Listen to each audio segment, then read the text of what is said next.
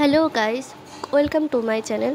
তোমরা সবাই কেমন আছো? আশা করি সবাই খুব খুব ভালো আছো।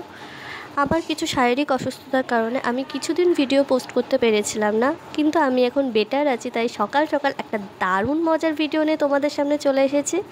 সকাল সকাল দেখি আমার দাদু এরকম বালতির মধ্যে করে কয়েকটা জ্যান্ত কাঁকড়া নিয়ে এসছে। দেখে তো আমার খুব এক্সাইটমেন্ট লাগছিলো, খুব আনন্দ পেয়েছি। কারণ সেই ছোটোবেলা ফিরে গেছিলাম, বাবা এরকম ছোটোবেলা জ্যান্ত কাঁকড়া নিয়ে আসতো, আবার বহু বছর পর এরকম দেখলাম। তো এখানে হচ্ছে পিসি আমাকে একটুখানি ভয় দেখাচ্ছিল, কারণ আমি ভয় পেয়ে যাচ্ছিলাম, কিন্তু আমার দারুণ মজাও লাগছিলো, ভীষণ আনন্দ লাগছিলো, এক্সাইটমেন্ট লাগছিলো।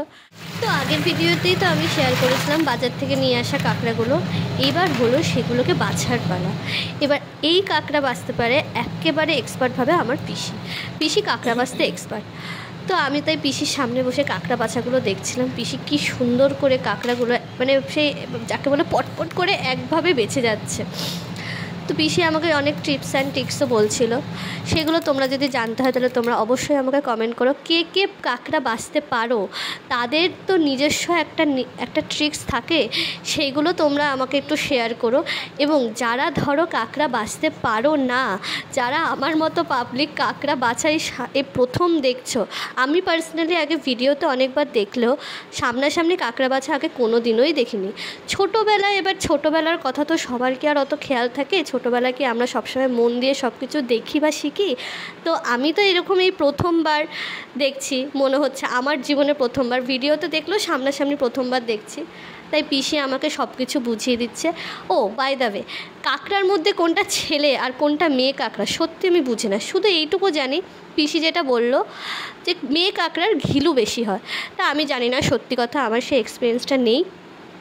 তো বলছিল এগুলো নাকি মেয়ে কাঁকড়া, তাই আমি তো ভালো করে মন দিয়ে দেখছিলাম। এবং পিসে এত স্পিডে এত সুন্দর করে কাঁকড়াগুলোকে বাছছিল, আমার তো দেখে বেশ ভালোই লাগছিল। এখনও এতগুলি কাঁকড়া বেঁচে আছে। এইবার হ্যাঁ, এটা মোস্ট ইম্পর্টেন্ট পার্ট, কাঁকড়ার খোলসের মধ্যে কাঁকড়ার ঘিলু থাকে, সেই ঘিলুগুলোকে নাকি আলাদা করে দিতে হয়। তাই পিসে একটা বাটির মধ্যে সেই ঘিলুগুলোকে আলাদা করে দিচ্ছিল। এই দেখো কি সুন্দর করে সব কটা কাঁকড়া বাছা হয়ে গেছে। কিন্তু কাঁকড়া যখন আস্ত থাকে তখন মনে হয় প্রচুর কাঁকড়া, কিন্তু বাছাই হয়ে যাওয়ার পর মনে হচ্ছে সেই কয়টুকু কাঁকড়া, অর্ধেক বেশি খোলসই। তো তোমাদের বলো এই ভিডিওটা কেমন লাগলো?